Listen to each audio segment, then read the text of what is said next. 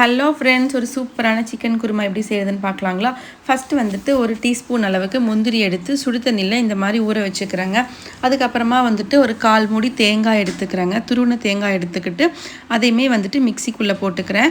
Next வந்து இஞ்சி பூண்டு பேஸ்ட். என்னடா இந்த கலருக்குன்னு பார்க்குறீங்களா? ஒரே பச்சை மிளகா உள்ளே போட்டு அரைச்சிருக்கேங்க. அதனால தான் இந்த தேங்காய் கூட முந்திரியும் ஆட் பண்ணிக்கோங்க. ஃபஸ்ட்டு இதை நல்லா அரைச்சி எடுத்துக்கோங்க. நெக்ஸ்ட்டு வந்துட்டு நல்லா ஒரு குக்கர் எடுத்துகிட்டு தேங்காய் எண்ணெய் போட்டு தாளிக்கணுங்க. இந்த கரம் மசாலாலாம் ஐட்டம்ஸ் போட்டுட்டு, ஏன்னா தேங்காய் எண்ணெயில் போட்டால் தான் அந்த டேஸ்ட் வந்து சூப்பராக இருக்கும்.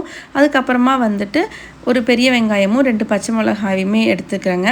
அதுக்கப்புறம் நான் வந்து கரம் மசாலா பொடி இருக்குங்களா, வீட்டிலேயே அரைச்சிருக்கேன். நான் அந்த பொடியிலேயே சோம்பெல்லாம் போட்டு அரைச்சனால நான் இந்த கிரைண்ட் பண்ண மிக்சிக்குள்ளே வந்துட்டு நான் போடலைங்க. உங்களுக்கு வேணுன்னா நீங்கள் இந்த மிக்சியில் இருக்கு இல்லைங்களா, நம்ம அதில் கூட நீங்கள் வந்து சோம்பு போட்டுக்கலாம். அதுக்கப்புறம் இஞ்சி பூண்டு பேஸ்ட்டையும் போட்டு வணங்கினதுக்கப்புறமா நான் வந்து என்ன பண்ணியிருக்கேன் அப்படின்னா, சிக்கன் எடுத்துருக்கேங்க. நான் வந்து இதில் ஒரு 1/4 கிலோ சிக்கன் இருக்குங்க. அதுக்கப்புறம் வந்துட்டு சிக்கன் நல்லா வணங்கணும். இதில் வந்து நான் வீட்டில் அரைச்ச கரம் மசாலா பொடியையும் பெப்பர் தூளையுமே வந்துட்டு ஒரு அரை ஸ்பூன் ஆட் பண்ணிக்கிறேங்க. நல்லா வந்து வணங்கட்டுங்க. அப்போ தான் வந்துட்டு உங்களுக்கு அந்த சிக்கனோட கவிச்ச ஸ்மெல் வந்து அடிக்காது. இது நல்லா தேங்காய் எண்ணெயில் வணங்கும் போதுமே சூப்பராக இருக்குங்க. இந்த குருமா வந்து இட்லி, தோசை, இடியாப்பம், ஆப்பம் எல்லாத்துக்குமே செம்மையாக இருக்கும். புலாவு கூட சூப்பராக இருக்குங்க. நம்ம அரைச்சி வச்ச இருக்குதுங்க அந்த பேஸ்ட்டு, அதையுமே ஆட் பண்ணி நல்லா கொதிக்கட்டுங்க. பட் வந்து வெள்ளை சாப்பாடுக்கு நல்லா இருக்காதுங்க.